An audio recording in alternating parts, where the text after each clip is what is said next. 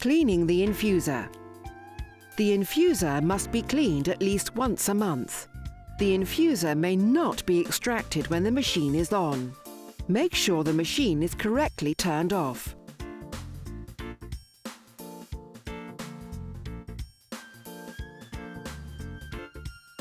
Open the infuser door on the right side of the appliance.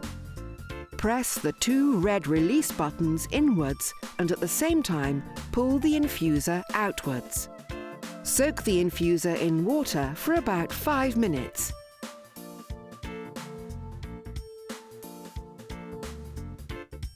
Then rinse under the tap. Rinse with water only, no dishwasher. Do not use washing up liquid to clean the infuser, as it may damage it. Before insertion, squeeze the two levers to make it smaller. Replace the infuser by sliding it onto the internal support. Then push the push symbol fully in until it clicks into place.